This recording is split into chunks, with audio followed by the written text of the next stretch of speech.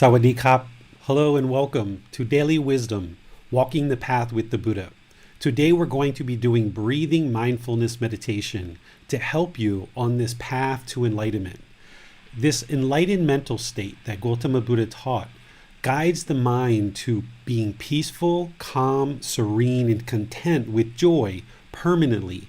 It's a mental state that you can attain through applying time, effort, and energy to learn and practice his teachings. One of the primary things that you're going to need to learn and practice as part of this path is breathing mindfulness meditation. This is one of the primary ways that we train the mind to move to this enlightened mental state, where it's permanently peaceful, permanently calm, permanently serene, and permanently content with joy. That means that the mind will no longer experience things like sadness, anger, frustration, irritation, annoyance, guilt, shame, fear, loneliness, boredom, shyness, resentment, jealousy. All of these discontent feelings are eliminated from the mind on this path that Gotama Buddha lays out for us in order to attain this enlightened mental state. And one of the things that I've been doing is sharing these teachings with students to progress along this path. Because without a teacher, without guidance, you wouldn't be able to learn these teachings and you wouldn't be able to implement them in your life to experience the results of this enlightened mental state. So it's really important to actually have a teacher for guidance, because any teacher that you work with should have resources to be able to help you. So one of the things that I do is I share this book, Developing a Life Practice, The Path That Leads to Nibbana, and I share it for free. Wherever you're watching this video, this live stream, you should be able to access the comment section and download the book completely free. You'll be able to read, you'll be able to have access to the audiobook. There's also videos, podcasts, and quizzes in this book that you can then use as kind of a foundational text in which to learn and apply the teachings. Then twice a week, I share these online classes on Sunday and Wednesday at 9 o'clock Thai time, where I live stream out to various places across the internet, and we host an online interactive virtual classroom through Zoom. We have this Facebook group called Daily Wisdom, Walking the Path with the Buddha.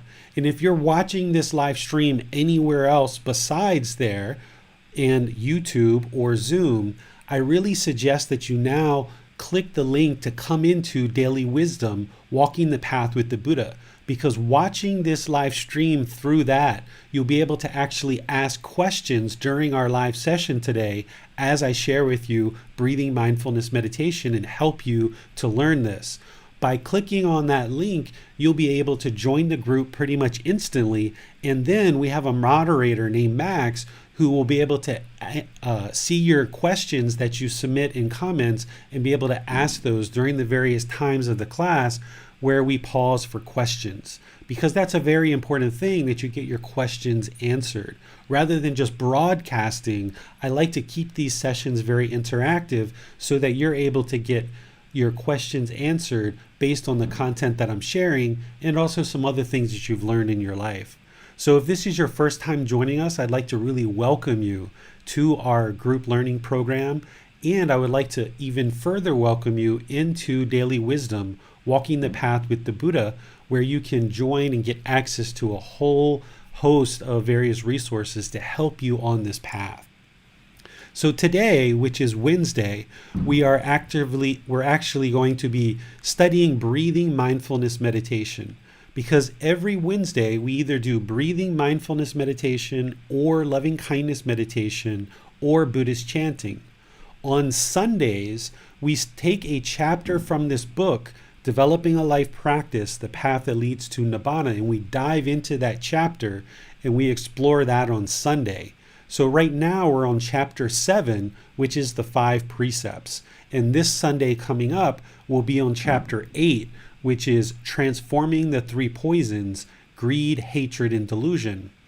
But on Wednesdays, we set aside time to really help you to deepen your meditation practice or if you're interested in learning Buddhist chanting, to help you understand that and add that into your meditation practice.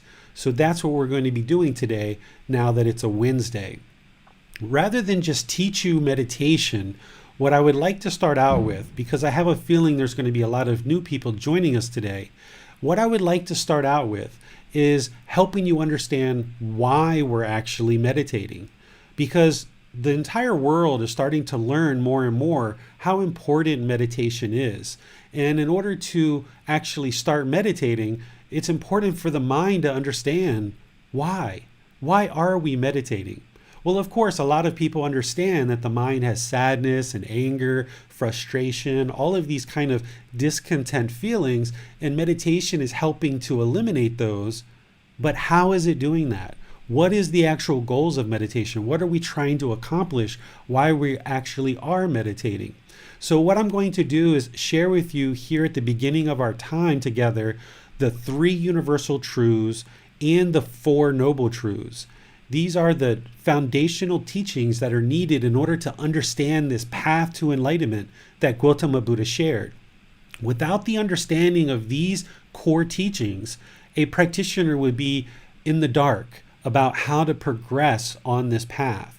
What these teachings are going to establish for you is what we call right view, to help you understand why the mind experiences sadness, anger, frustration, and all of these other discontent feelings. And through understanding why the mind is experiencing these, once you understand why, then you can work to actually eliminate these discontent feelings. But without understanding why the mind is sad, why it has guilt, why it's bored, why it feels shyness, and all of these other discontent feelings, how could you ever eliminate them from the mind? Because in order to progress on this path to enlightenment, it requires more than just meditation. You wouldn't be able to meditate your way to enlightenment. There's a lot of other teachings and guidance that you need on this path. And conversely, you wouldn't be able to attain enlightenment without meditation either. So you need meditation as part of your practice, but you need a whole lot of other teachings as well. And that's why I title this book, Developing a Life Practice, the path that leads to Nibbana, because you need to develop this life practice, which includes meditation, but also includes regular, consistent, dedicated effort to learning the teachings of the Buddha and then implementing them into your daily life so you can see the truth. One of the beauties about Gotama Buddha's teachings is nothing is based on belief. There's nothing here that Gotama Buddha or I will ever ask you to believe. In fact, I'm going to encourage you to not believe anything. Anything that you currently are believing is just belief. You don't know whether it's true or not. It's only when you learn the teachings with guidance and then you independently verify those teachings that you then have wisdom. Because through your independent verification of the teachings, then you know it's the truth. And you know that this is wisdom that the mind now has, that this is in fact the truth. So you obliterate belief, you eliminate belief, and you apply the teachings in life to independently verify the truth so that you can see the wisdom. The mind now operates through this new wisdom that you've acquired, and you will start making decisions in life differently than you did before you had this wisdom.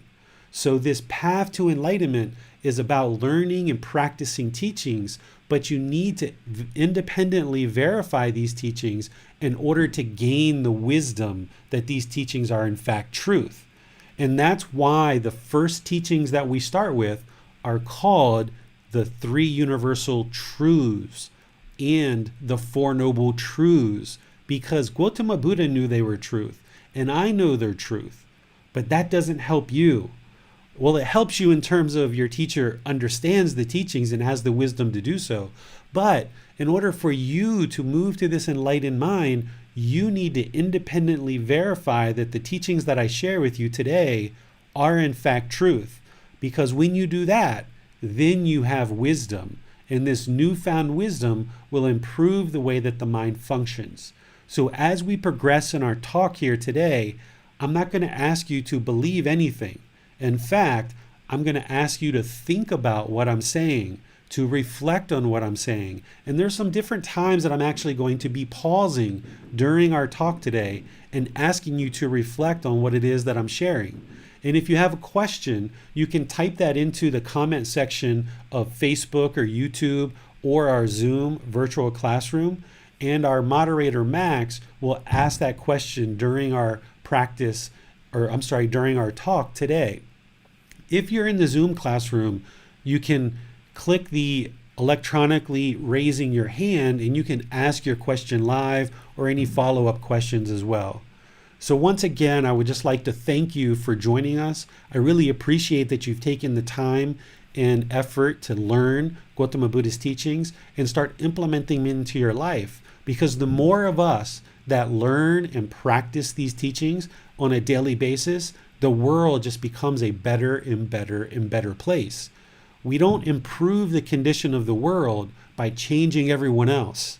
That's never going to work because we can't change other people.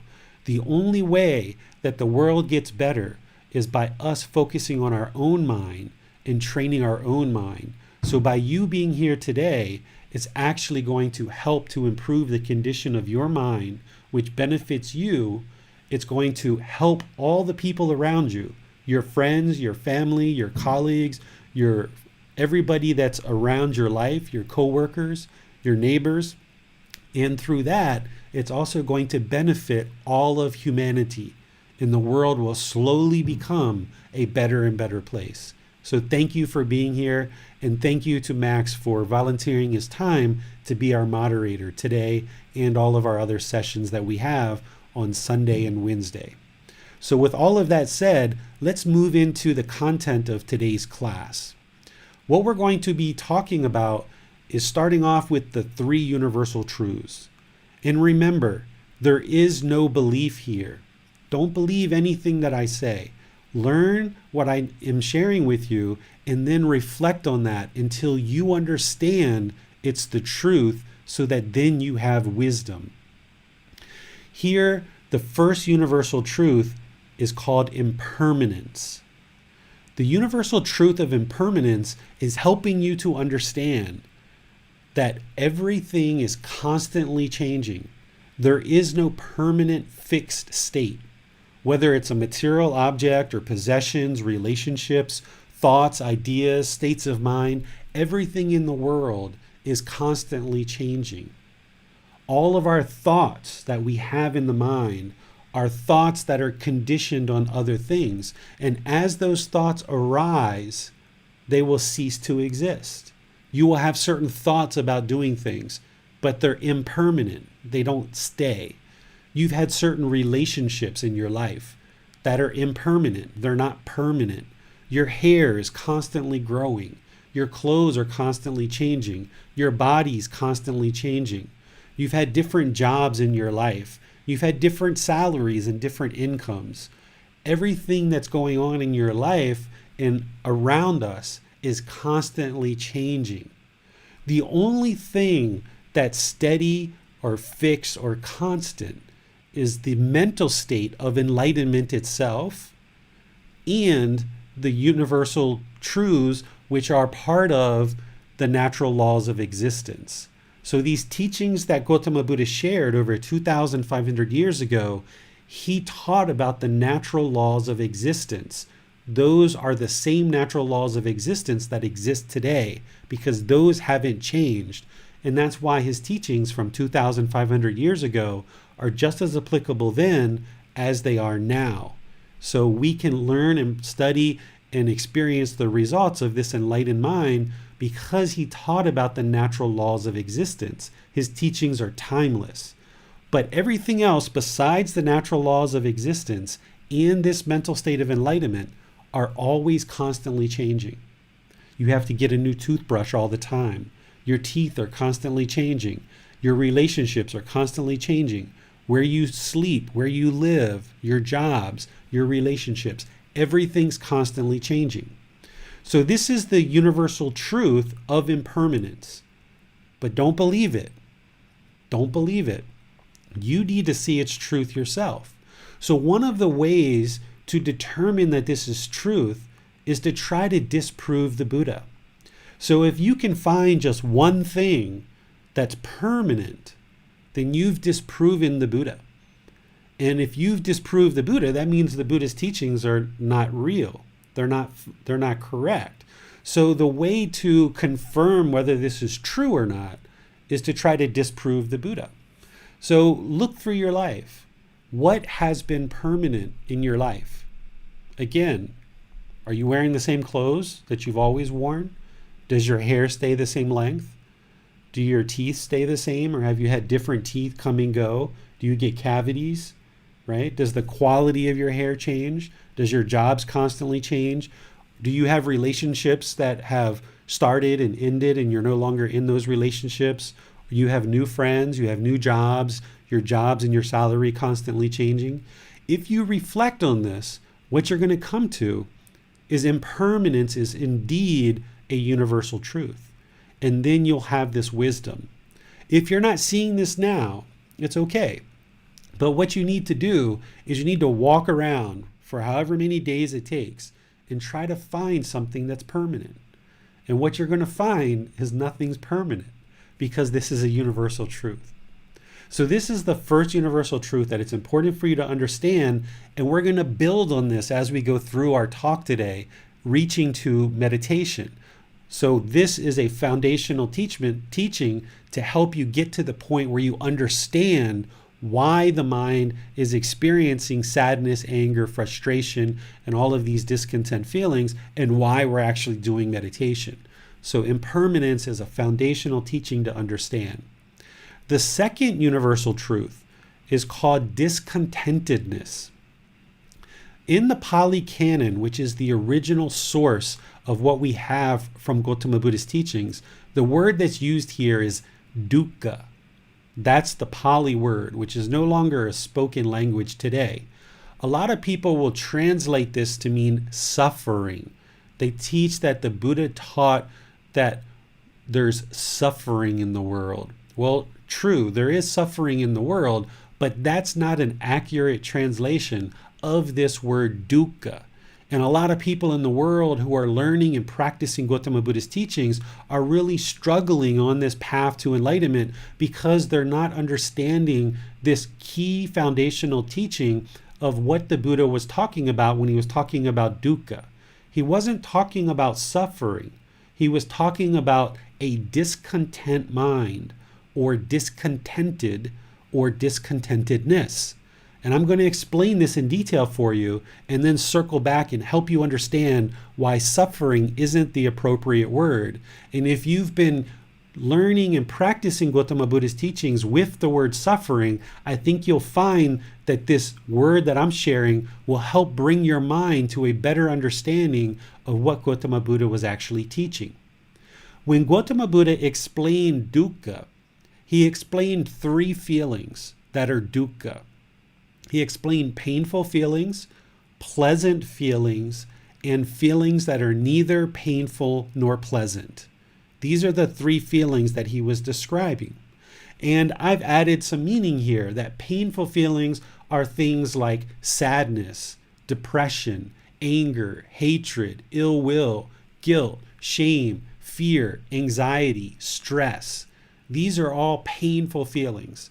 And you've experienced those before. So you know what those painful feelings are like. That's painful feelings. Then there's something called pleasant feelings that the mind experiences. This is happiness, excitement, elation. These are the pleasant feelings that the mind has a tendency to chase after. And the mind really wants to hold on to these feelings, these pleasant feelings of happiness, excitement, elation, and others. This is part of what the Buddha called dukkha, pleasant feelings. Then the third feeling is neither painful nor pleasant. I put in here boredom, loneliness, melancholy, shyness, displeased, uncomfortable, unsatisfied. You could put other things in here if you want. This isn't kind of a comprehensive list, but neither painful nor pleasant is kind of like uncomfortable. It's not painful to be shy. It's not pleasant to be shy. it's kind of neither painful nor pleasant, right? It's kind of unsatisfying, uncomfortable. That's what neither painful nor pleasant is. In the mind has these three feelings in the mind: painful, pleasant, neither painful nor pleasant. So rather than believe what the Buddha has to say or what I have to say, now what you do to try to prove whether this is truth or not, you think about other feelings that you've experienced in the mind. And can you come up with any other feeling that you experience that doesn't map into one of these three feelings? If you can find just one feeling that doesn't map into one of these three, then you've disproved the Buddha. Okay? So if you look at all the feelings that you've experienced over your life, what you'll notice is that all of those feelings map into one of these three. So the Buddha is explaining in about 3 minutes, he's explaining your entire mind to you and all of the feelings that you're experiencing. It's called discontent, discontented, or discontentedness. The mind cycles through these feelings, and these feelings are impermanent. They're not permanent. The mind goes from sadness to boredom, to happiness, to excitement, to fear, to guilt, to loneliness, to shyness, right? The mind keeps moving around in these impermanent feelings. And sure, there might be periods of time there where the mind's fairly peaceful, but then the next feeling comes up and the mind experiences these feelings. This is discontentedness. When the mind's sad, it's discontent. When it's feeling guilty or shameful or fearful, it's discontent. And that doesn't feel very nice. It feels painful. But likewise, when the mind is feeling happiness, excitement, elation, these pleasant feelings, the mind is also discontent because it's dissatisfying, because this happy feeling is not permanent. This happy feeling is impermanent. Therefore, the mind can't hold on to it forever, so it becomes displeased at some point in time. But this happiness is based on some condition. You got a new car, you got a new job, you got a new pair of clothes, you got a new friend, you got a new house. Whatever it is, you've acquired something, and now the mind, based on that condition, is happy.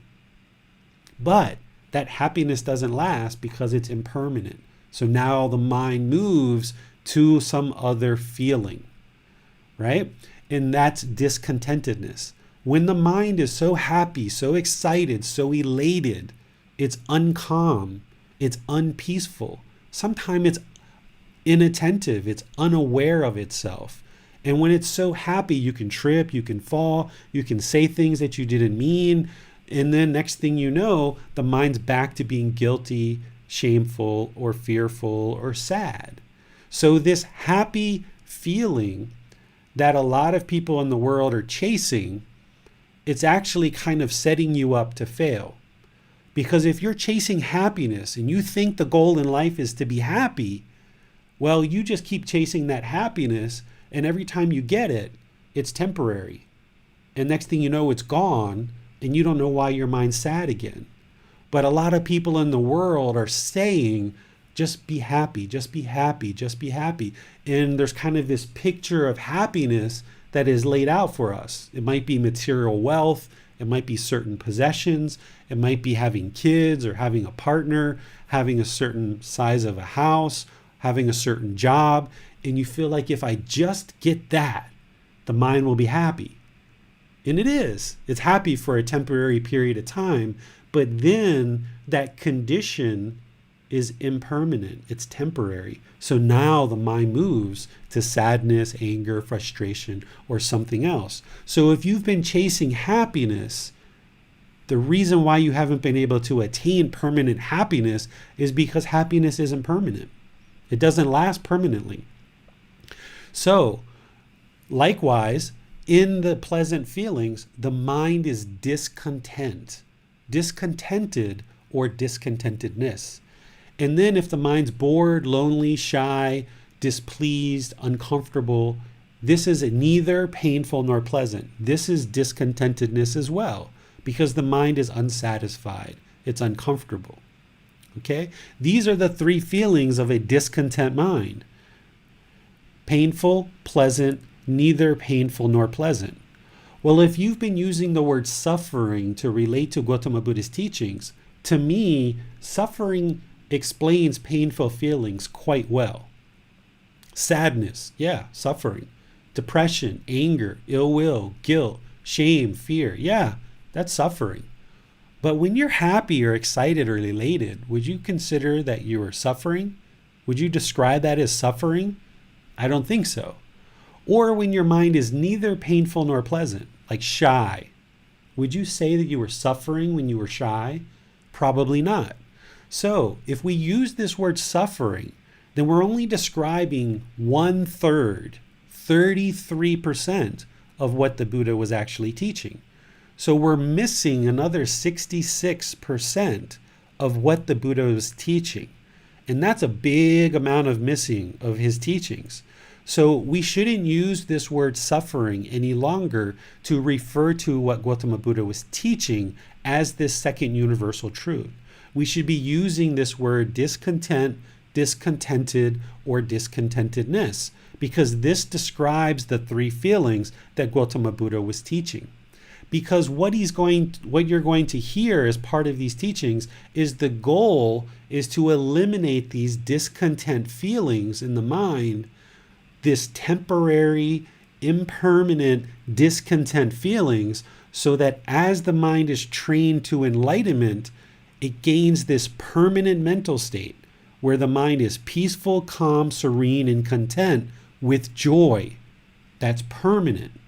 So another aspect of these teachings that sometimes people share is they say enlightenment or nirvana or nibbana is ultimate happiness or permanent happiness. Permanent happiness doesn't exist. So the way we need to describe enlightenment or nibbana is a peaceful, calm, serene, and content mind. So when you learn that you're eliminating discontentedness from the mind and you're working to attain peaceful, calm, serene, and content mind with joy, now it's very clear in the mind what it is that you're working to eliminate and what it is you're working to attain. And by having that very clear in the mind, now you're more likely to attain it. But if we use this old language from the past of suffering and happiness, we're missing completely what it is that the Buddha was sharing with us that we need to eliminate from the mind and that which we need to attain. So this second universal truth of discontent, discontented, or discontentedness is what we're working to eliminate from the mind. We're working to eliminate these impermanent, conditioned feelings where the mind cycles through all these impermanent feelings and getting to this place where the mind is permanently peaceful, calm, serene, and content with joy. And we're going to talk about how to do that throughout this program. And meditation is one of the ways that we do that, but we're going to get to that. The third universal truth is called non-self. This is more of kind of like an intermediate to an advanced teaching, but let me share it with you and kind of introduce it to you now. And then when you get further on this path, then I will help you to deepen your understanding of this teaching more and more. What the teaching of non-self is referring to is it's helping you to understand that there is no permanent self. Okay? In the unenlightened mind, there is a self. The unenlightened mind holds on to this self-image and this self-identity. And it thinks that there is a self. So if I ask you, point to yourself. Where are you? Go ahead, point to yourself. Where are you?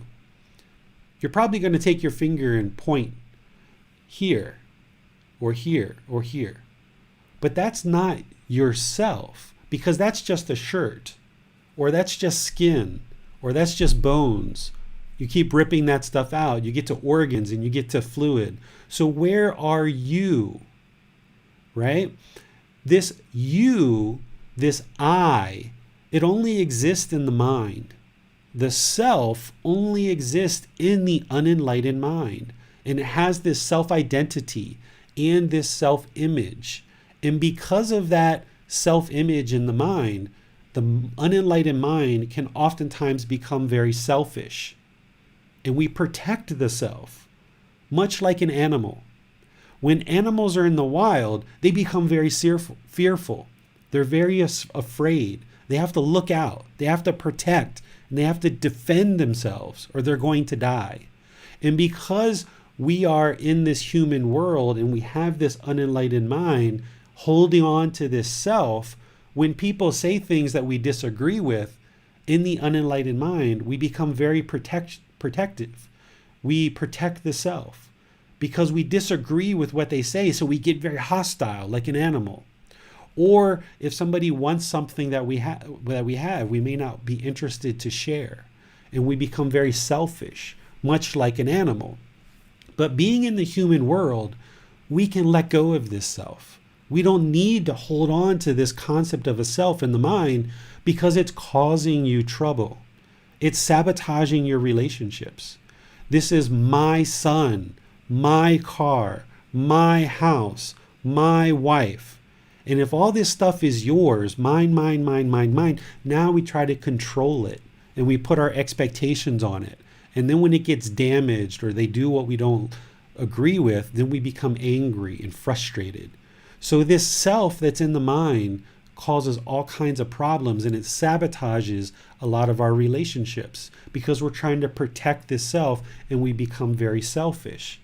So the way to get to enlightenment is we need to eradicate this self. We need to dissolve this self. There's lots of things that we need to eliminate from the mind in order to get to enlightenment. And there's certain things that we need to cultivate and bring into the mind. One of the things that we need to eradicate is this self, this concept of a permanent self that exists in the mind. And when we eradicate that self through teaching and training, then the mind can be peaceful, calm, serene, and content with joy because there's nothing to protect. Somebody says something you disagree with. Okay, that's fine. We can disagree. We can be polite, kind, friendly, respectful, and still disagree. That's okay because there's no self there. There's nothing to protect. One of the ways that you can practice this is by being humble, by being peaceful. A way that you can prove that this is in fact a universal truth is you can think about yourself. Think about your self-image. Think about your identity right now. Who are you? Who are you? Can you explain it? And if you explain who you are, and I talk to the people around you, are they going to explain you the same way? Or are they going to have a different perspective? They're most likely going to have a different perspective, right? So what you have in your mind of who you are, what the self is, and how other people perceive you is very different. That's how you know, one way you know that there is no self. There is no permanent self. If there was a permanent self, everybody would explain it exactly the same. They would explain you exactly the same. Another way you can prove that it's truth is thinking about you and who you think you are. Look back over your life from the time you were a child to a teenager to an early adult to middle adult, whatever age you are now. Has your image, your self-image and your self-identity changed over that time and how you viewed yourself? Well, the answer is yes. When you were a child, teenager, early adult, middle life, and now, you've viewed your self-identity and your self-image differently. And this is how you know there's no permanent self. Because your image and how you view yourself keeps changing. So that's how you know that this permanent self only resides in the mind. Okay? There's other teachings here along non-self that will help you to realize non-self.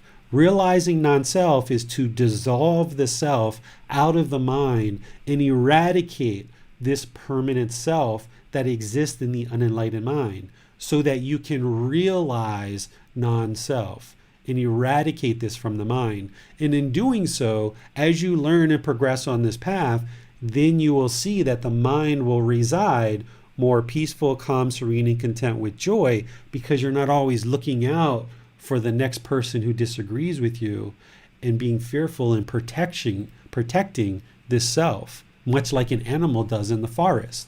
You don't need to do that in the human state. So let me pause here and take our first set of questions with our moderator, Max. Anything that's come in through Daily Wisdom Facebook group, Daily Wisdom YouTube channel, or in our Zoom classroom. Hi David, I have a question on impermanence. Are natural laws impermanent? The natural laws of existence are not impermanent. They are actually permanent to the point that as long as there's existence, these natural laws will exist. So, for example, one of the jokes is, what's permanent is impermanence. Impermanence is always going to exist as long as there's existence. So there's going to be impermanence, right? So these natural laws, and you'll learn more and more about these natural laws, the natural law of Gotama and some of the others, these are all permanent. Got it. Thank you, David. We have no questions at the moment. Okay, so let's move on to the 4 universal truths. I shared the 3 universal truths with you as building blocks to move us into the 4 noble truths. It's the 4 noble truths that establishes for you right view and helps you to understand why the mind is experiencing all this discontentedness. And once you understand why, then we can talk about how to eliminate it. Okay? So let's move into the 4 noble truths. Moving into the 4 noble truths, the first thing that you need to understand, even before progressing into the 4 noble truths, is what we call craving, desire, attachment. This is language that we use in the English language to talk about this mind, this unenlightened mind that has this mental longing for something with a strong eagerness. These expectations, this wants, this holding, this grasping. We call it craving, desire, attachment. It's where the mind longs for something. Like you just want that new job. You just want that new boyfriend or girlfriend. You just want that new piece of clothes. You have this longing. The mind just craves it and it just wants it. And it knows if it just gets that one thing, it will be happy. Okay? This is craving, desire, attachment. A very fundamental understanding that you need to have in order to learn the 4 noble truths. We use the word craving, desire, attachment, but there's also other words like expectations, wants, holding, grasping. This is that longing for something, this strong eagerness. Rather than pursuing something as a goal or an interest or an objective, the mind just wants it so badly, right? That's what a craving, desire, attachment is. Now into the 4 noble truths. The first noble truth that I explain as Gotama Buddha's teachings, this isn't a direct translation of his. This is how I summarize the teachings to help you understand them. The first noble truth is that everyone that is unenlightened will experience discontentedness. So if you experience painful feelings, pleasant feelings, feelings that are neither painful nor pleasant, and these feelings are impermanent, and the mind is moving around through all these impermanent feelings, then you know that your mind is discontent. You know that it's unenlightened. No big deal. There's lots of unenlightened people in the world. The goal is for you to learn more and more so that your mind can become enlightened. But this first noble truth helps you to understand that if your mind is experiencing discontentedness, it's currently unenlightened. Big deal. Okay, you're unenlightened because you're experiencing discontentedness. Now let's move on to the second noble truth to understand the cause. Why? Why is the mind unenlightened? Why is it experiencing this discontentedness? This is the second noble truth. Discontentedness is caused by our own attachments, because the mind craves for everything to be permanent when everything in the world is impermanent. I'm going to repeat this a few times, break it down, and then give you examples so that you don't believe what I'm saying, but you can see the truth for yourself. Okay? Discontentedness is caused.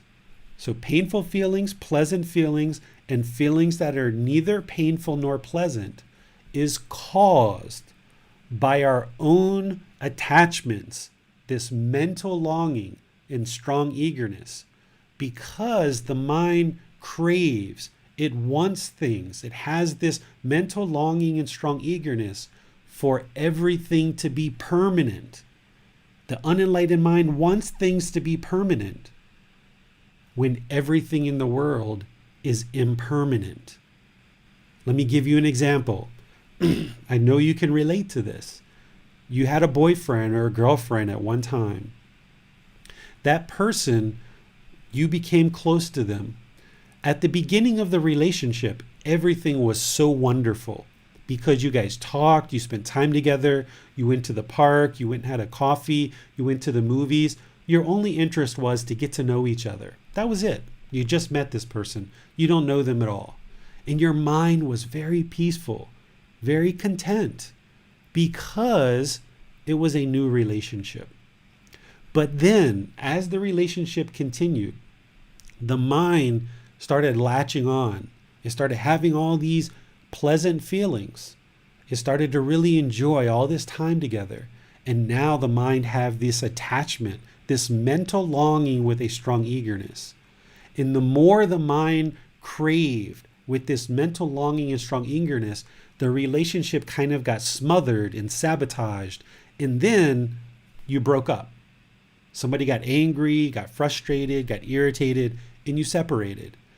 Then the mind became sad or angry or frustrated or irritated or lonely or bored. Why? Because your mind craved for this relationship to be permanent. Your mind wanted this relationship to be permanent. Your mind expected for this relationship to be permanent. But nothing's permanent. Relationships are impermanent. So when your mind separated and realized that this relationship was over, the unenlightened mind doesn't like impermanence. So another way to say that the mind craves permanence is to say the mind doesn't like impermanence. So whenever there's change, the mind doesn't like that. It doesn't appreciate that. It becomes sad, it becomes angry, it becomes frustrated, it becomes irritated, it becomes bored and lonely. And it has this mental longing with a strong eagerness for this relationship to be permanent. This is why your mind becomes sad. And essentially, you caused it yourself. Not necessarily the breakup, but you caused the mind to be sad, to be angry, to be frustrated, to be lonely, to bored, because this unenlightened mind grasped and held on and craves permanence. And as long as the mind craves that permanence, it's going to be discontent. It's going to experience this discontentedness as long as the mind keeps expecting permanence. And until you train it otherwise, it's going to have this discontentedness. So whether you had a breakup in a relationship, whether you have somebody that dies that's close to you, that's the same reason why it's sad, because the mind is holding on, expecting it to be permanent. If you've ever broken a dish in your kitchen, and then when the dish broke, you became angry or frustrated or sad, it's the same thing. The mind craved for this dish to be permanent. And when impermanence happened, then the mind became discontent. If you've ever come outside and saw a scratch on your car and you got angry or frustrated, it's the same thing. Your mind craved permanence. It wanted this car to look like this permanently. And because it doesn't, it experienced impermanence. Now the mind is discontent. So we actually, in the unenlightened state, cause the discontent mind. We cause it ourselves because the mind is untrained and it wants this permanence. It craves for this permanence, right? So the second noble truth is discontentedness is caused by our own attachments because the mind craves for everything to be permanent when everything in the world is impermanent. We have to accept impermanence. We have to understand that it's a universal truth. It's not going away. We need to train the mind to be able to understand this impermanence and accept it. But that's going to take gradual training. So here we go. The third noble truth. The third noble truth is the elimination of discontentedness is possible by eliminating attachments.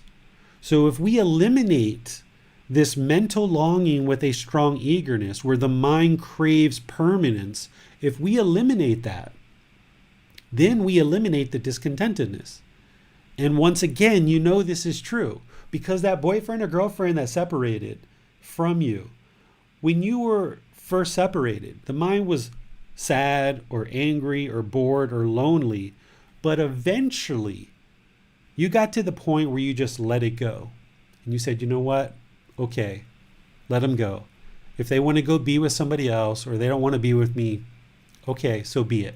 And then your mind let that go and it became peaceful. Or maybe some of you have had relationships that you still haven't let go of, and it's been 5 or 10 years, and you're still holding on to it, still craving it, and that's why the mind's discontent. But because you're the one that's causing the mind to be discontent, because of this mental longing and strong eagerness, what the third noble truth is sharing with you is because you're the one that's causing it, you can actually eliminate it. That's why you can attain enlightenment, is because you're the one that's causing the discontent mind. Because you're causing all the discontentedness, that's the reason why you can eliminate it. So the third noble truth is the elimination of discontentedness is possible by eliminating the craving, desire, attachments, this mental longing with a strong eagerness. And that's where today's meditation comes in. Because today's meditation that we're doing, breathing mindfulness meditation, is to eliminate this mental longing with a strong eagerness where the mind holds on to things and it wants things to be permanent. We're going to train the mind through breathing mindfulness meditation to let go. We're going to train it to let go because the unenlightened mind wants to hold on so tightly. We're going to actually train it in meditation to let go. And as you do that over multiple sessions, over many months and years, developing a life practice, you will then train the mind to be able to let go of things, and therefore you won't cause your mind to be discontent. Because you're causing it to be discontent by holding on. Through us training the mind to let go, then you're going to see that the mind can be peaceful, calm, serene, and content permanently with joy because you've let things go. You've allowed the mind to release its hold. You've allowed the mind to train so that it doesn't crave this permanence, that it accepts and understands impermanence. And then the fourth noble truth is the path to eliminate discontentedness is the Eightfold Path. This is the entire path to enlightenment that Gotama Buddha shares with us. Like I mentioned, you wouldn't be able to just meditate only. There's a whole path that you need to learn and practice and see the truth and gain wisdom. And the more that you learn this path and implement it into your daily life, the more that you will see that the mind becomes more peaceful, calm, serene, and content with joy more and more for longer periods of time until eventually it permanently resides in this peaceful, calm, serene, and content mind with joy where the mind is now enlightened. But you need to eliminate certain qualities from the mind and you need to cultivate other qualities in the mind, which are all laid out on this path to enlightenment, the Eightfold Path. So let's pause here and see if there's any questions that have come in through our Daily Wisdom Facebook group, our YouTube channel, or Zoom, of questions that you might have to clarify and understand these Four Noble Truths better. What do you think, David, are some of the most common misconceptions or misunderstandings around the Four Noble Truths or craving that we should be aware of? I think the misunderstandings can be quite vast. I've talked through the clarity of what I feel Gotama Buddha was teaching. So rather than introduce the misunderstandings, which would only serve to confuse people, I think I would like to just kind of leave it with what to understand. Rather than talk about what the confusion is, just leave it with what I've shared. Yeah, sure, fair enough. Okay, well, it appears we have no more questions at this time. Okay, so moving into the teachings of breathing mindfulness meditation. What we're going to do is we're going to train the mind to reside in the present moment. Because when we're in meditation, the mind's going to want to go to the past or it's going to want to go to the future. The mind's going to have thoughts and ideas and perceptions that enter into the mind. And when it does, we're going to train the mind to let go. The way that we're going to do that is we're going to focus the mind on the breath, breathing in through the nose and out through the nose. Just a nice, steady, consistent breath, in through the nose and out through the nose. As the mind wanders to the past, to the future, has thoughts or ideas or perceptions, you're going to cut those off and bring the mind to the breath. You're going to let go of those thoughts, those ideas, those perceptions, anything that you're thinking about the past or the future. Whether it's painful, pleasant, neither painful nor pleasant, you're going to cut that off, let it go, and focus the mind only on the breath.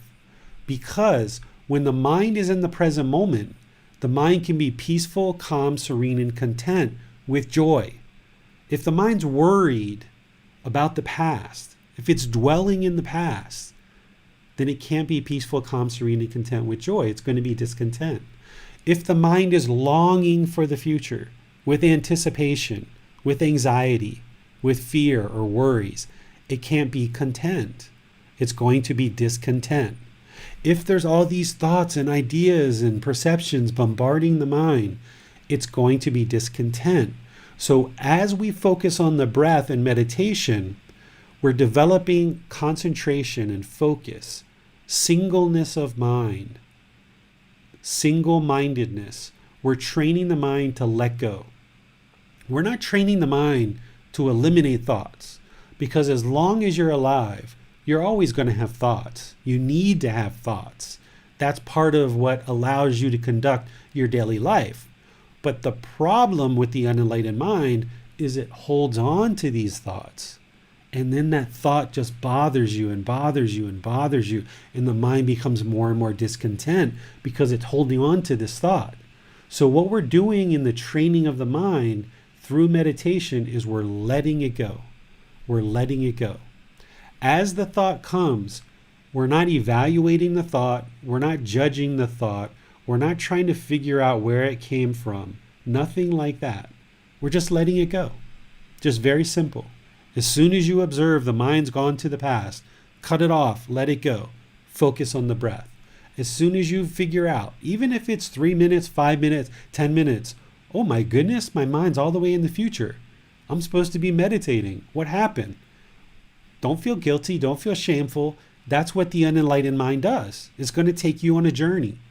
And when you notice that, cut it off. Bring the mind to the breath. And what you're going to notice over multiple meditation sessions is that you're going to notice that you're going to be able to keep the mind focused on that breath longer and longer and longer periods of time, and you'll be more easily able to cut these thoughts. Where this becomes beneficial is that in daily life, when something happens that you disagree with, rather than being angry, you're going to spot the anger and you're going to cut it off.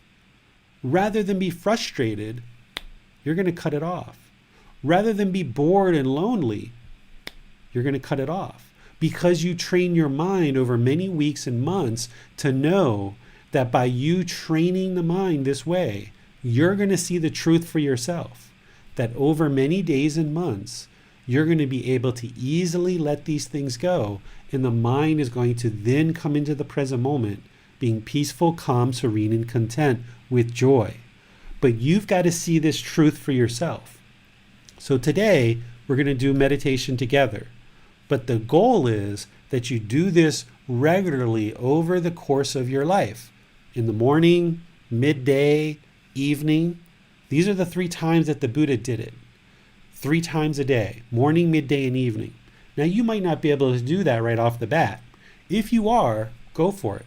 3 times a day, morning, midday, and evening. But more than likely, you're going to need to ramp up.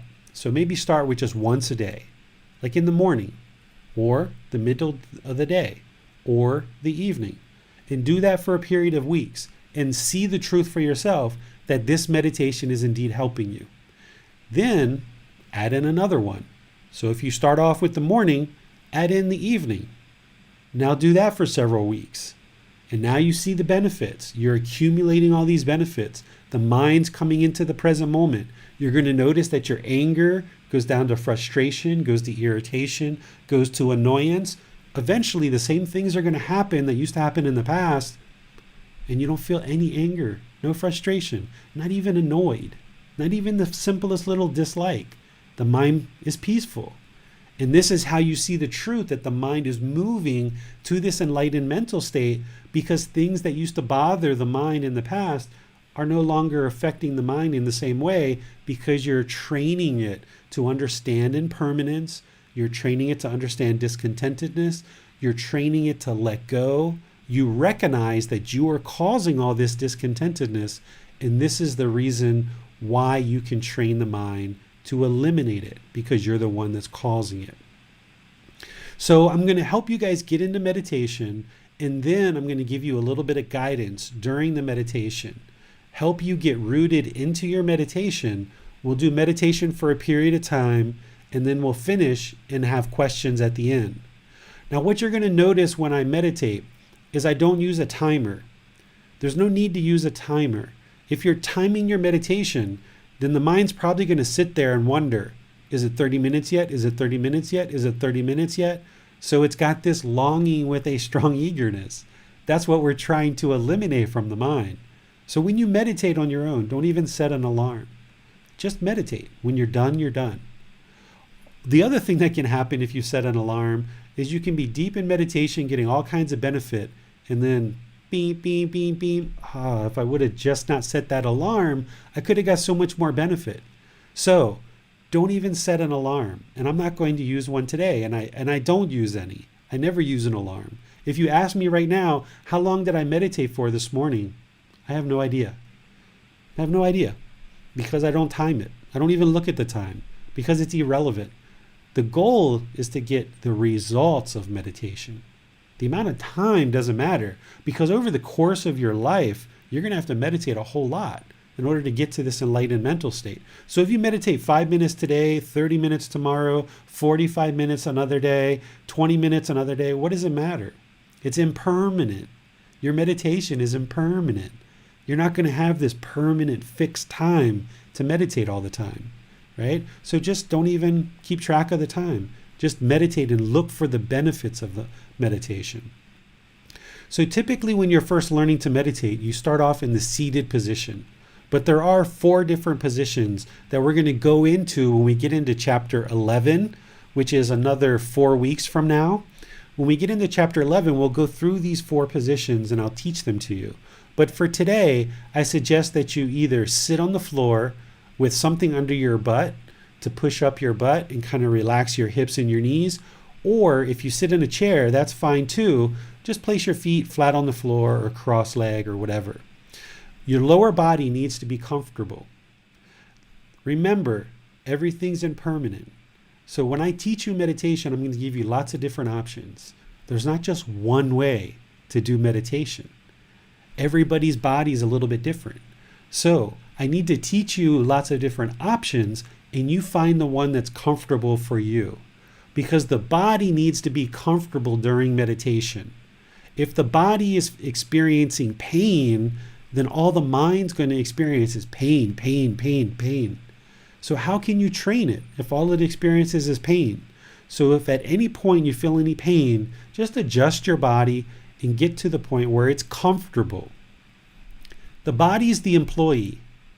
We need to make the employee comfortable, because the way that we get to the boss, to the mind, is by making the employee comfortable. There's no way you can get to the boss if the employee is uncomfortable. So we've got to make this employee, the body, we've got to make it comfortable so we can get to the boss. So by making the lower body comfortable, now we can get to the boss, which is the mind. Because meditation is an active, independent, dedicated training session of the mind, where we're either eliminating certain qualities from the mind or we're cultivating certain qualities in the mind. So we need to get to the boss, so we got to make the employee comfortable. So the lower body, if you're in a chair, just put your feet cross-legged or flat, whatever is comfortable for you. If you're on the floor, maybe put a cushion under your butt so that you can take some pressure off of your hips and your knees. Your upper body, the spine should be erect. You should be using the muscles in your body, because this is going to keep the mind active and attentive. If you lean back up against a wall or on the back of a chair, the mind's going to have a tendency to become lethargic because it's too relaxed. We don't want the employee to be too relaxed. If the employees are too relaxed, you're not going to get to the boss. But also, if the employees are too uptight, then we're not going to get to the boss. We need to be in the middle, which is an erect spine, using the muscles of the body to keep the mind attentive and alert. Okay? The hands and the arms, there's lots of different options here. The Buddha, he took his right hand and he put the back of that hand on top of his left palm. And then he put his thumbs together and he put that in his lap. If that works for you, use it. That's the way I do meditation. But if it wasn't comfortable, I wouldn't do it that way. Even though the Buddha did it, if that's not comfortable for you, then don't do it. There's other options. You can put your palms on your lap, on your knees. If you're in a chair, you can put your arms and hands on the chair. The idea is that your hands and arms should be comfortable. They shouldn't be engaged. All the muscles should be relaxed. So the lower body and the hands and arms should be relaxed. The upper body is erect. Now, once you're in meditation position, just close your eyes and breathe in through the nose and out through the nose. A nice, steady, consistent, natural breath. Don't try to force it. Don't try to control it. Just relax the mind. Breathe in through the nose and out through the nose. Nice, steady breath. If you're breathing in short or you're breathing in long, just observe the breath. A nice, natural, steady, consistent breath. Bring the mind to the breath. The sound of the breath or the sensation of air coming over the skin into the nose. So either that sensation of the air flowing into the nose or the sound itself. Focus the mind on the breath. Whenever the mind goes somewhere else, you're going to cut it off, let it go, and bring the mind back to the breath. So you sit here with the breath, focusing on the breath. I'm going to do some chanting just to kind of ease us into meditation a little bit. And then when we're done, I'll come back and give you some guidance to deepen your meditation. Then I'm going to leave you on your own and then finish up at the very end with some more chanting. So continue to focus on the breath.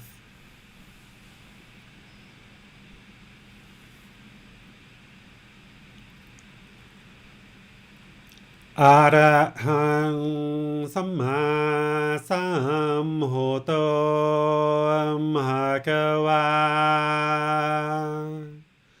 พุทธังภะคะวันตังอะปิวาเตมิ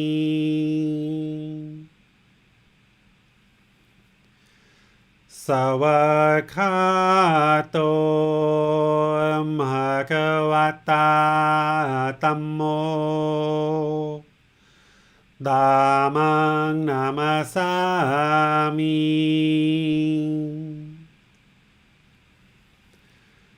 สุปฏิปันโนภะคะวะโตสาวกสังโฆสังฆังนามามิ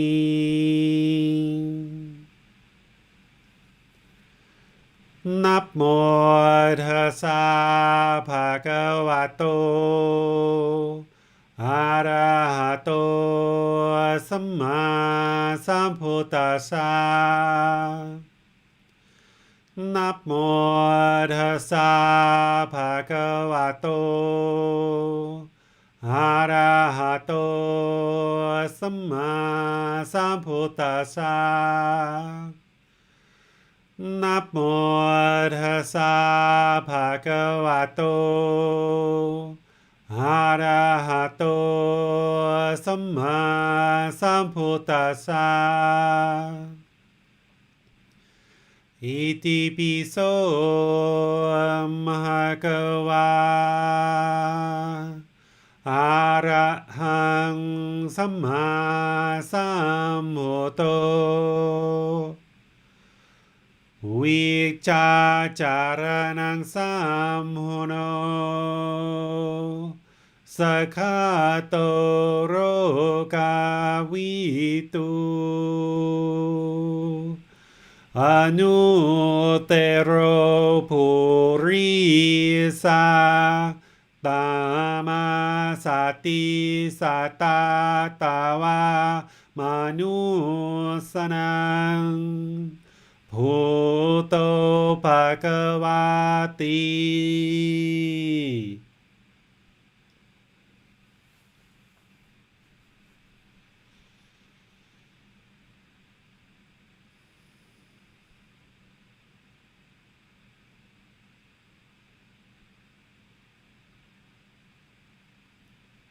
Continuing to focus on the breath,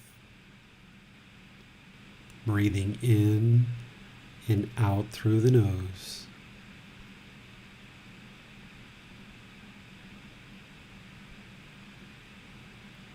Focus on the sound or the sensation of the air coming in and out of the nose.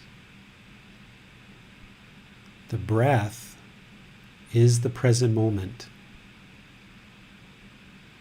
When you fixate the mind on the present moment, on the breath, it can reside peaceful, calm, serene, and content with joy. And through training the mind, this will occur more and more. So if the mind goes to the past, cut that off.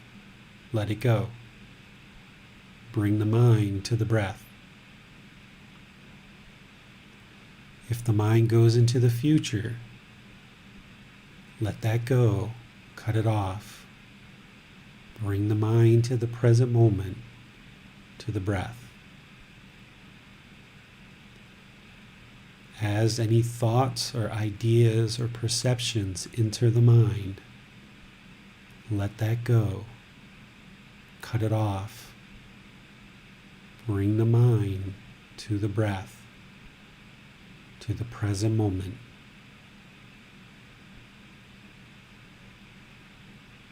Just fixate the mind on the breath. I'm not even interested in you fixating your mind on me talking. Don't have a longing or a strong eagerness for my voice. Just focus on the breath. So I'm going to let you go. Just focus on the breath. I'm going to sit right here and meditate with you. And then when we're done, I'll do some chanting and take any questions. Just keep focusing on the breath, the present moment. You have nowhere to go. You have nothing to do. No one needs you right now. Just focus on the breath.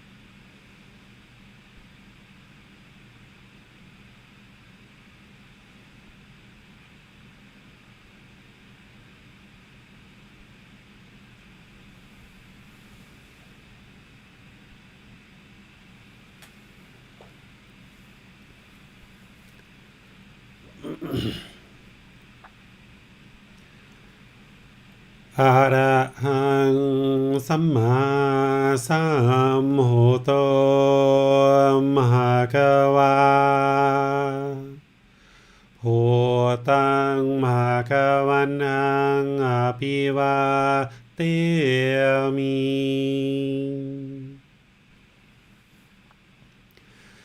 สวากขาโตมหะกวตาธัมโม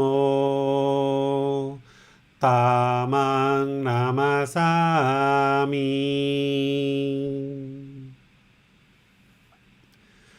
สุปฏิปันโนภะคะวะโต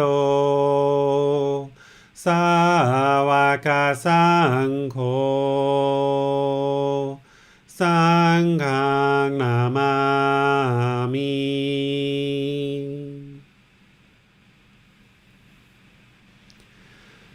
นะโมตัสสะภะคะวะโตอะระหะโตสัมมาสัมพุทธัสสะนะโมตัสสะภะคะวะโตอะระหะโตสัมมาสัมพุทธัสสะนะโมตัสสะภะคะวะโตอะระหะโตสัมมาสัมพุทธัสสะ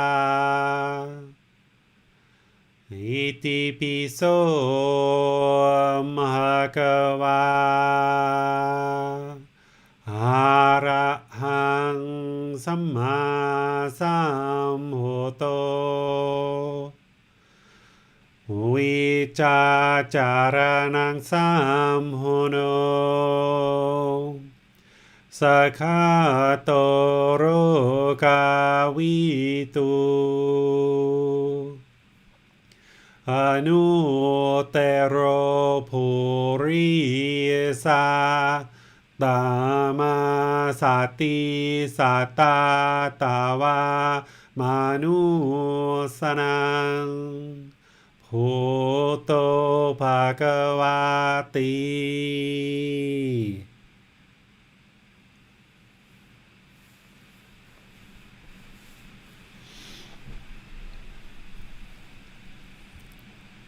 Okay, if you guys would like to slowly start coming out of meditation.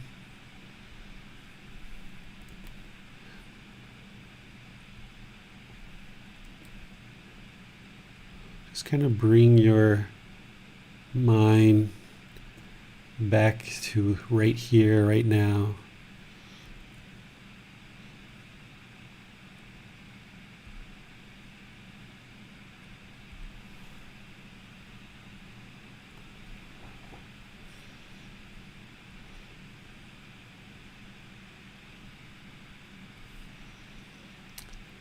All right.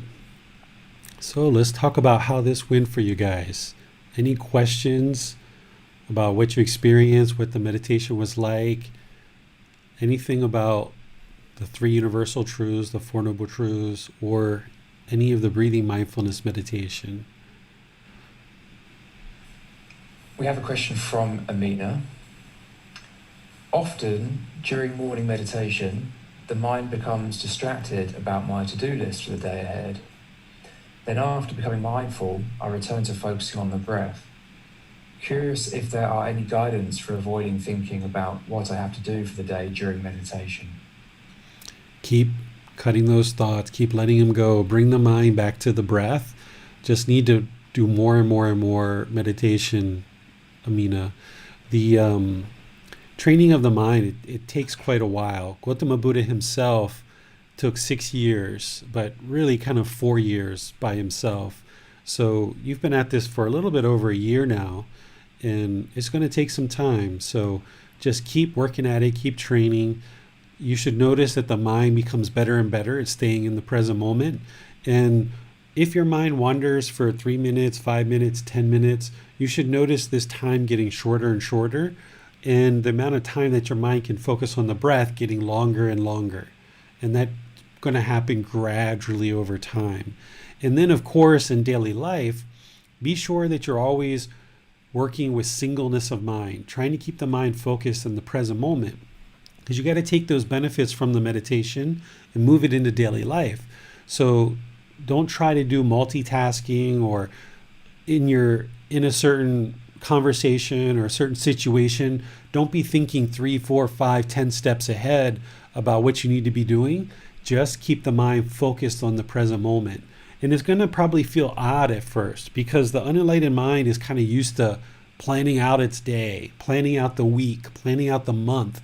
And this is where the mind tries to hold on, and it tries to latch on, thinking that if it just plans out the day, or plans out the week or the month, it will be peaceful. But what happens is the unenlightened mind makes all these plans, and it thinks like, all right, this is wonderful, this is great, I've got my plans. But then impermanence happens, and now the mind's frustrated and angry because the plans changed, because the mind doesn't like that impermanence, it doesn't like that change. So if you can have goals, objectives, kind of things that you're planning to do for the day, that's fine. But then just do it one by one by one, so that not only in meditation is your mind rooted in the present moment, but in daily life too, because that'll make your meditation better. They actually kind of feed off of each other. By you meditating and training the mind to be in the present moment, your mind will be able to do that more readily in daily life. But by you practicing keeping the mind in the present moment and having singleness of mind with focus and concentration and clarity, that will actually help make your meditation sessions more beneficial as well. And you just need more time for the mind to move in this direction. I know your age, and your mind has been the way it has been, like many people. It's been unenlightened for quite a while, so it needs this time to gradually move in the direction of all of these teachings. But surely residing in the present moment feels very uncomfortable for a lot of people in the West, because we're not used to that. In the West, we're kind of used to having these plans, and we're kind of told that we're supposed to have a 1-year plan, a 3-year plan, a 5-year plan, a 10-year plan. People are asking us at 6 years old, what do you want to do for the rest of your life? 8 years old, what do you want to be? What do you want to be when you grow up? Well, whatever you said at 8 years old, I'm sure is probably not what you're doing right now, because of impermanence.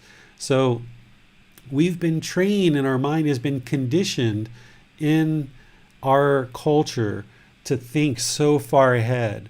But now you're kind of unconditioning the mind and training it to be in this present moment, this enlightened mind where it just resides in the present moment, where it can be peaceful, calm, serene, and content with joy, with this focus, concentration, deep memory, and clarity of thought. But it just takes time to get it there. Just a gradual progression. We have a question from Manal. Teacher David, how should I go about lengthening my meditation sits?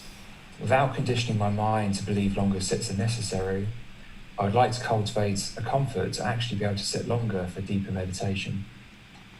I would say don't have an expectation, like you're saying. You're saying not to have an expectation of how long you should meditate, but yet you do, because you're wanting to make it longer, right? That want, that craving to make it longer.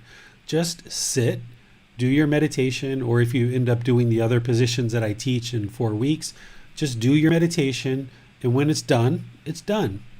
If you have an expectation of how long your meditation should be, and you don't meet that, then you're going to be sad, you're going to feel guilty, you're going to feel shameful when you're done, because you planned for it to be this long and it's shorter than that. So it's these expectations, it's this mental longing with a strong eagerness, the mind longing for something that is causing it to be sad, angry, frustrated, feel guilt, shame, lonely, bored. All these discontent feelings are coming from that longing with a strong eagerness. And as long as that's there, the mind's going to be discontent. So even with meditation, don't have an expectation of how long it should or shouldn't be. Just start your meditation, and when you feel done, you're done. I'll kind of tell you, people ask me all the time, how long are my meditations? I really don't know.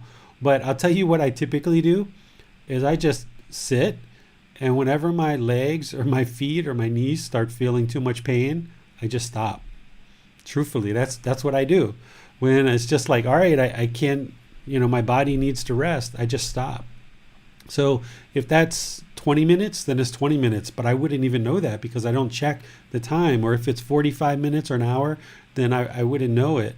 So just go for whatever feels right. And if the body, you can move it around and get into a more comfortable position to continue your meditation, then go with it. But don't have that expectation, because that expectation is what's going to cause the mind to be discontent, even about meditation itself. I have a question, David. How much effort is required during meditation? You really do need to apply effort. You really need to actively engage the mind, be attentive, be alert, be aware of the mind. And if you sit down in meditation and it's just bombardment of thoughts and random chatter, don't feel like, oh gosh, I can't meditate because I've got so much chatter in my mind. But that's exactly why you need to be meditating. Sometimes I've seen people give up because they feel like their mind is too busy. My mind's too busy, I can't meditate. Well, that's exactly why they need to be meditating. I would say the first 3 to 5 years of me attempting to meditate, I didn't even know what I was doing. It was like hitting a brick wall every time I meditated. And I just stuck with it and just kind of figured that someday it would all work out, and it did. So if you're sitting down and you're noticing your mind is really bombarded with thoughts, this is mindfulness. This is awareness of mind. You're alert, you're attentive, you have awareness of mind, that your mind is busy. Use that as motivation and encouragement that you do, in fact, need to continue to meditate, continue to learn, and continue to develop this life practice. Don't turn away from it and get discouraged and give up because you can't meditate, because you are meditating. If you walk away from a meditation session with, gosh, my mind's just super busy today, you meditated. You're now aware that your mind's busy, and you need to be more attentive about that and apply more dedication to continue to learn and practice. This transition from the unenlightened mind to enlightened mind, it's going to happen gradually and slowly. But in meditation itself, the mind needs to be attentive and alert and aware. If you're feeling the mind become lethargic or fall asleep or things like this, this is where we can use standing meditation, we can use walking meditation, other things. What I used to do is if I noticed my mind was like too lethargic, or I just couldn't hold the breath, and after 5-10 minutes, probably, I'm just guessing, of trying to do that, and it just wasn't working out, I would just stop. So rather than sit there and be frustrated or angry that I couldn't bring the mind back to the breath, if I noticed at any point during my meditation, I kept making these repeated efforts to do it, 5 minutes, 10 minutes, 15 minutes-ish kind of transpired, and I realized that I just couldn't bring my mind back to the breath, then I would just stop. And I would try again. Sometimes I would try again in another hour or two. Sometimes it would be 5 hours. Sometimes it would be the evening or the next day. But I always tried again, and the conditions might be right at that point in time.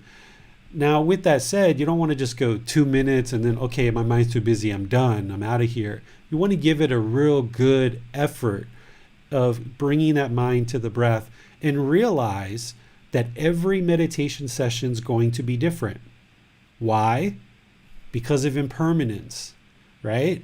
If you get a really good quality meditation, lots of benefit, and you're like, wow, everything's moving wonderful, making so much progress, I feel like my mind's really evolving here. If you sit down in your next meditation session and you expect that same result and you're longing for it, you're most likely not going to get it because of impermanence. And now you're going to cause yourself frustration because you want those same results that you had in your last session. So any kind of longing or strong eagerness is going to cause the mind to be discontent. So be aware that some meditation sessions are going to feel like everything's firing on all cylinders and you're getting all kinds of progress. And then you might go for several weeks where you feel like, gosh, the mind's just too busy. I keep hitting up against this wall. And if that's the case, then that's just where you are in the meditation. You haven't done anything wrong. No need to feel guilty or shameful. It's just the condition of the mind at that particular moment. If you give up, you're never going to make progress. So just keep going and keep pursuing. Don't have that longing with a strong eagerness that every single meditation session is going to be so wonderful and so miraculous. Apply attention, apply dedication, alertness, mindfulness, and just keep sticking with it. And gradually over time, as you learn these teachings from the book, from the podcast, from the videos, from these online classes, from asking questions in the Facebook group, more and more, as you learn these teachings, the mind will gradually progress to becoming more peaceful, calm, serene, and content with joy. That's great. Thank you, David. We have a question from Manal. Would you have a deeper and more quality meditation without distractions surrounding you? For example, if I had the choice between sitting in meditation in my backyard, where it's just green grass and fresh air and no noise, versus inside my home with lots of distraction, should I choose the former? It can be both. When you're first starting out, it usually helps to be in somewhat of a quiet, serene environment. I don't recommend any music or any candles or anything that the mind's going to grab onto, right? Any guidance. Some people will listen to guided meditation all the way through. That means their mind's just latching on to the voice of the teacher. You need to get to the point where the meditation is just the body, the mind, and the breath, because you need to train the mind to let go. So if the mind's having thoughts of the past and the future, and you replace that with music, or you replace that with a candle, or you replace that with somebody's voice just constantly talking to you, your mind's just grabbing onto something else. Rather than this thought over here, it's grabbing onto the music. So you've got to evolve your practice to the point where it's just body, mind, and breath all the time. But it does kind of help when you're first starting out to be in somewhat of a calm, peaceful environment where there's not much noise going on. But as you progress, it's actually helpful to kind of challenge the mind and put it into situations where it's going to be challenged, where there might be some air, where like a fan or something like that, or there might be some occasional noise like a bird chirping or something, or there might be some kids in the next room, if you have children, playing. This can actually challenge the mind to see if it can hold the present moment and hold the breath.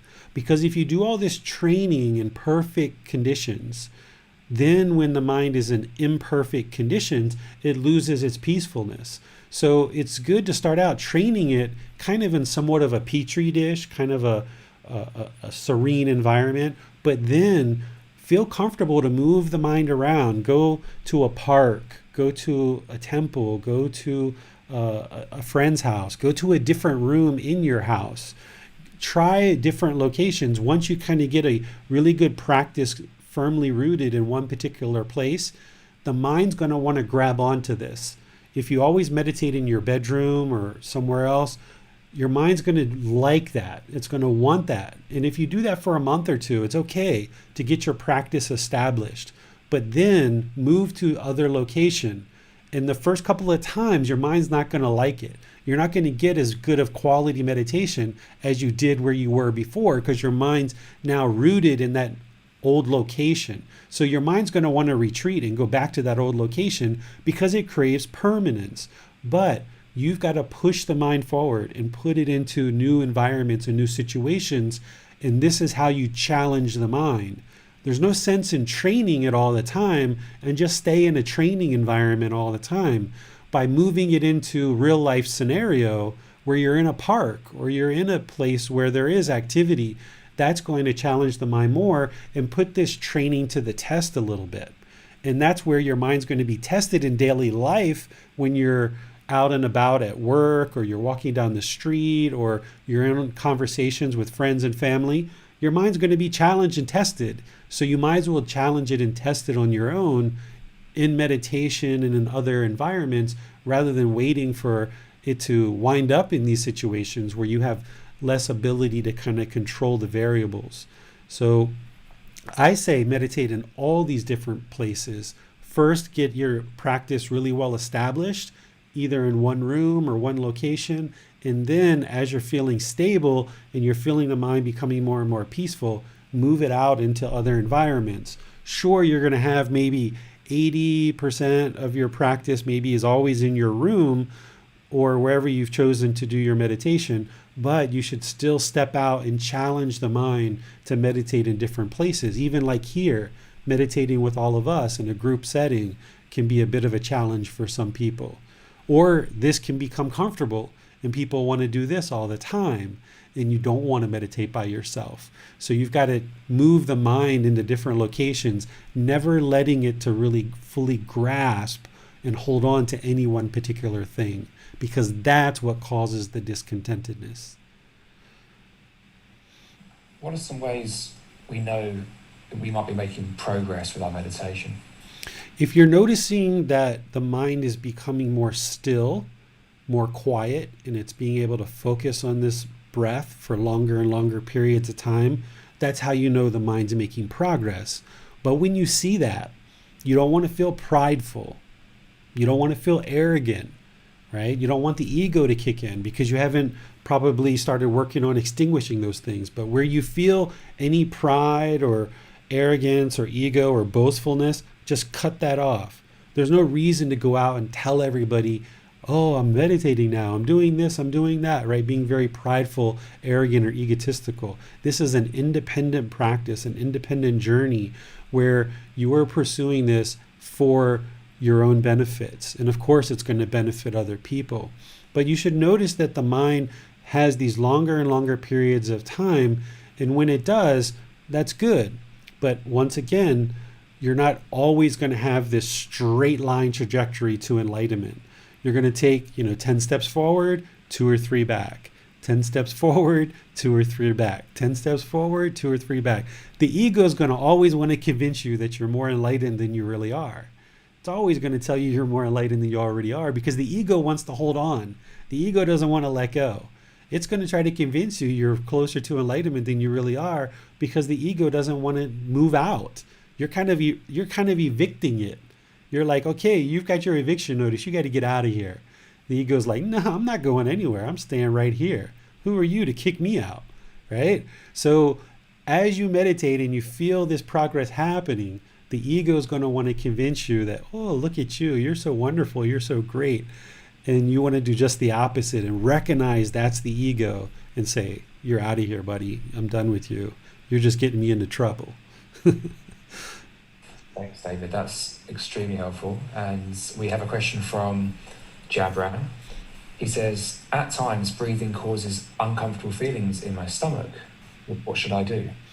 I would suggest breathing into your lungs rather than down into your stomach. You don't need to have a lot of movement in your abdomen.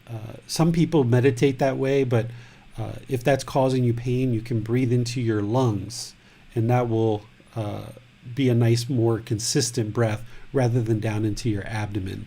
And be sure that you're setting up really nicely.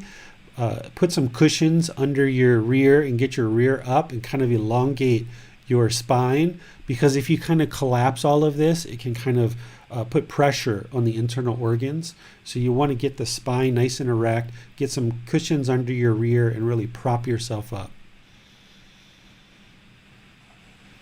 Okay, it appears we have no more questions at this time. Okay, so what I'll say then is just continue with this practice. The breathing mindfulness meditation is the foundation of your meditation practice. This is going to address the primary problem in the mind. There's other problems that Gotama Buddha discovered about the mind, and in fact, we're going to be talking about those on Sunday. Just 4 days from now at 9 o'clock Thai time, we're going to be talking about the bigger picture of what are the true problems that Gotama Buddha discovered in the mind. But this problem of craving, desire, attachment, how the mind has this longing with a strong eagerness, this is the primary problem.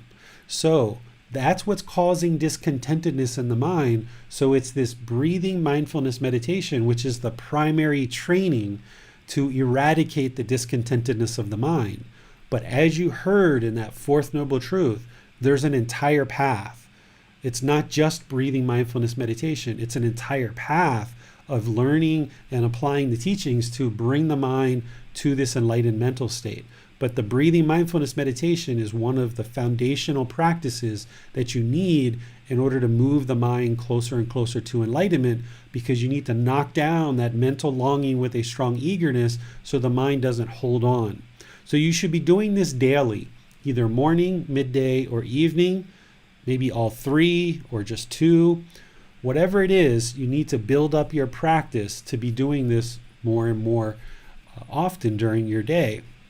And what you'll notice is, rather than believe me that this works, is you'll see the truth for yourself.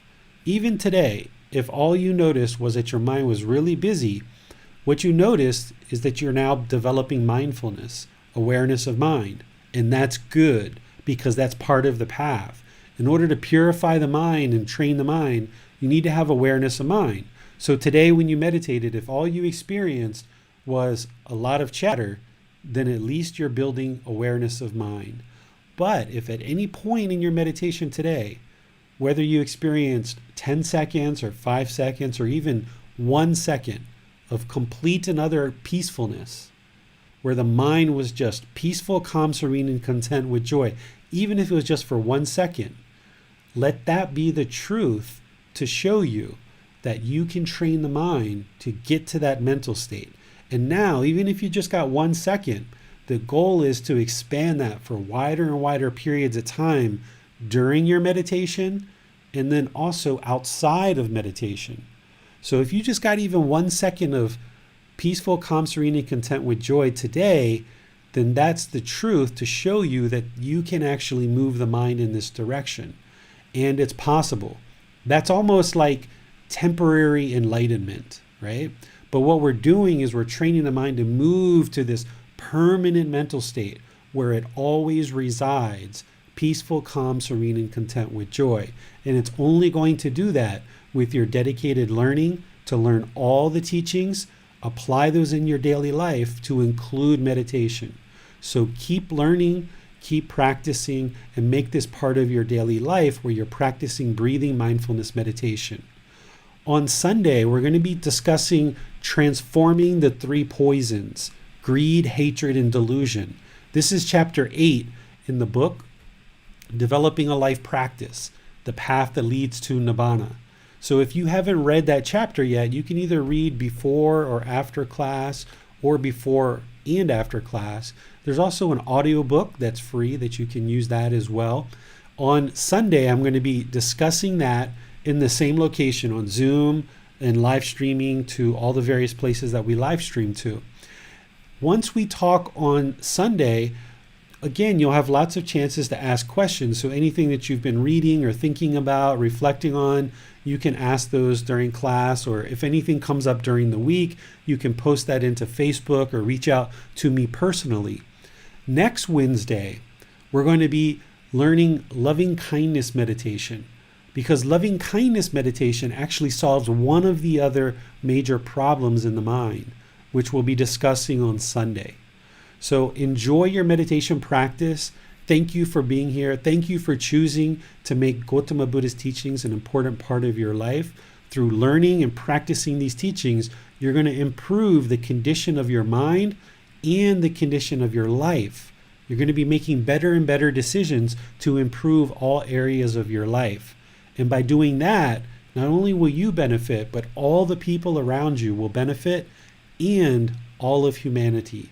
So by you doing this, you're actually helping everyone else. But you can't help everyone else if you haven't addressed your own mind. So in order to help others, you have to start with yourself first. This isn't selfish. This is you addressing the real problem, which is your mind. You can't go around and change everyone else, but you can change your mind. And that's what you're doing through learning and practicing this path to enlightenment. So until next time, have a wonderful day, and we'll see you on Sunday at 9 o'clock Thai time. Thank you very much. Sawadee krap.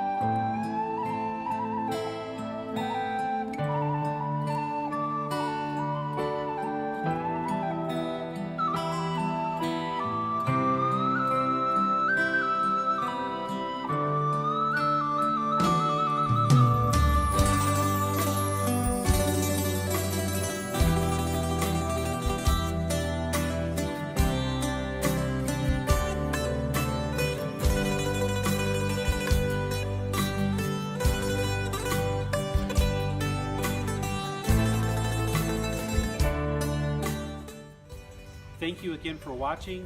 Enjoy your meditation. Look forward to seeing you online and answering any questions that you might have. Thank you so much.